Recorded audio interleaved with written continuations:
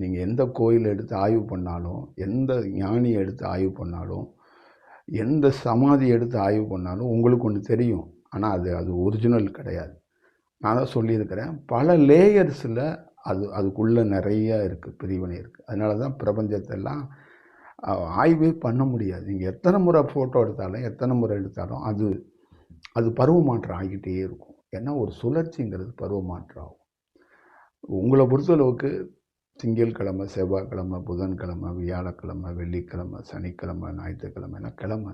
என்னை பொறுத்தளவுக்குலாம் கிழமை கிடையாது. என்னை பொறுத்தளவு ஒவ்வொரு நாள்லையும் ஒரு பருவ மாற்றம் எனக்குள்ளே நிகழ்ந்துக்கிட்டே இருக்கும். ஒவ்வொரு நாள்லையும். அப்போ எனக்கு அது நாளாக இருக்காது. டே அதில் வேறு விதமான ஒரு பருவ மாற்றம் இருக்கும். இன்றைக்கி புதன்கிழமை, இன்னையோட சூழல் வேறையாக இருக்கும். நாளையோட சூழல் வேறையாக இருக்கும். வெள்ளிக்கிழமை சூழல் வேறையாக இருக்கும். இந்த பருவ மாற்றம் நிகழ்கிறது அப்படிங்கிறதுக்கு என்னென்னா, ஒரு கிழமை, ஒரு தேதி, ஒரு விஷயத்தை நீங்கள் கடந்து போயிடுவீங்க.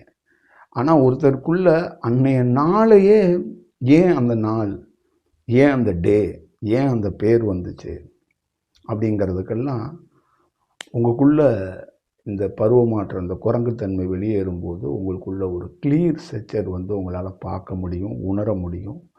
அப்போது ஒரு நாளை இது நாள் மட்டும் இல்லை, இதுவே ஒரு நாளே பிரபஞ்சம்தான் அப்படிங்கிறத உங்களால் தெரிஞ்சுக்க முடியும்.